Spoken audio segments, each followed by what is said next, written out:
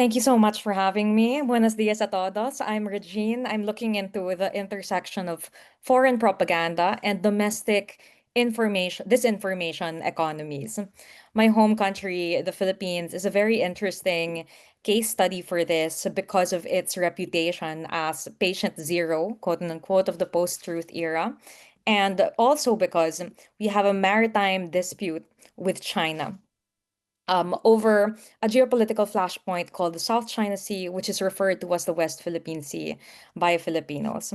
Some very quick facts before we begin. The former president of the Philippines, Rodrigo Duterte, has postured himself to be a pro-China president, and the incumbent one is a more pro-US, pro-West president.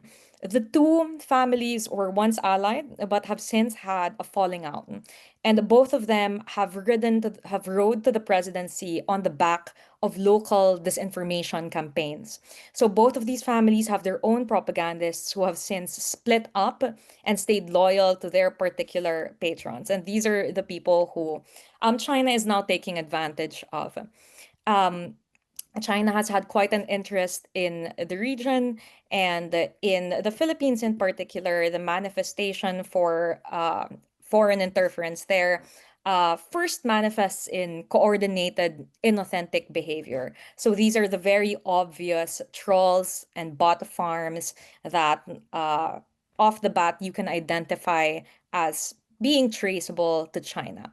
But even trickier are the bloggers who are Filipino voices, Filipino faces, uh, but who claim to be independent, yet who parrot Beijing interests and Beijing talk points and propaganda.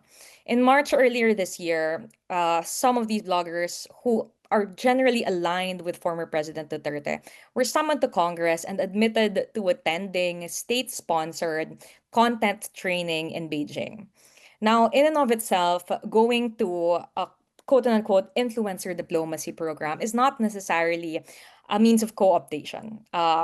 Influencer diplomacy is used all the time for education, culture initiatives, sports like plugging the Olympics, but it's not so much studied how yet have they've been deployed for political purposes. So I wanted to look at three influencers who admitted to going to this training and what exactly they were saying about China after they came back, because the proof of the pudding is in the eating.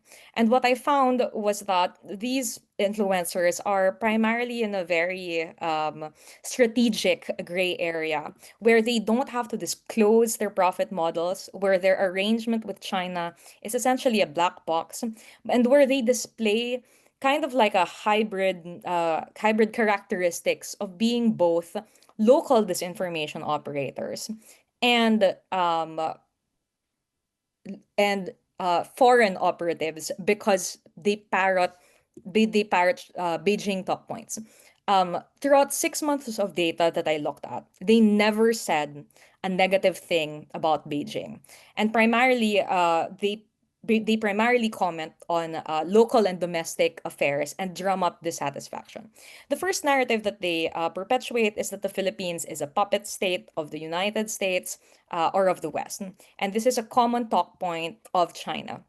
They often say that the Philippines will be abandoned by its allies and therefore it should just kowtow to Beijing. The second talk point is that they often fearmonger about the threat of war. They say that the Philippines is provoking war, and they tend to dial up a notch what tends to be foreboding in the language of Beijing. If Beijing, for example, will say that the Philippines' actions will backfire, propagandists will say you are inviting nuclear annihilation. The third primary narrative that I saw was that they tend to paint Filipino officials as incompetent and as impulsive. So this is primarily to, uh, shall we say, paint officials who are not loyal to the Dutertes or who have championed the current policy that is more anti-China of the Philippines um, as being unfit for position. And while China tends to uh, basically discredit these officials in a milder way, uh, these propagandists will outright curse them and cuss them and say the most violent, foul things. What are the purposes or end goals of this kind of messaging? If previous studies show that domestic audiences um, uh, of China propaganda and international audiences of China propaganda uh, are given messages or fed messages that pertain to discrediting uh, the international law and the United States, both of these messages are present for Filipino audiences as well. But the added specific Filipino idea that is being fed is this idea of defeatism or learned helplessness, that Filipinos can't do anything to help themselves and they should just accede to what Beijing wants at the end of the day. Their main goal in this particular type of messaging is to demobilize Filipinos or discourage them from having a vocal criticism of Beijing, as well as to distract Filipinos from what is going on in South China Sea by pointing out the incompetencies of the current administration when it comes to local issues, say, for example, the economy. But the fourth narrative, which was less present but still somewhat there, was this tendency to paint China as misunderstood, as an aspirational and benevolent power. Take, for example, what this one blogger has said about China not being expansionist at all, only because it has so much land. And these are the types of narratives that were consistent throughout all three of the influencers, that they could never say a bad thing about Beijing. They also tended to weaponize racism or weaponize xenophobia by equating criticism of China, the state, to criticism of China, the culture, or China, the people. Um, and so that kind of kills the argument right off the bat. Um, what can we conclude based off of these findings? China appears to be growing more sophisticated in its influence operations, possibly taking cues from Russia models on collaborating with organic voices. And the financial links to China that is proving that these influencers are on a payroll uh, might be great to prove, but need not necessarily be established because content analysis from these influencers' posts already shows that they already function as arms of Beijing, that practically speaking, they're already forwarding China's interests, paid or not. And not only do they echo it or amplify it, but they sensationalize it and exaggerate it. These influencers do have agency of their own, uh, but their pro-Beijing stance is inextricable or inseparable from their pro-Duterte stance, as long as their local patrons, the Duterte family, are aligned with China.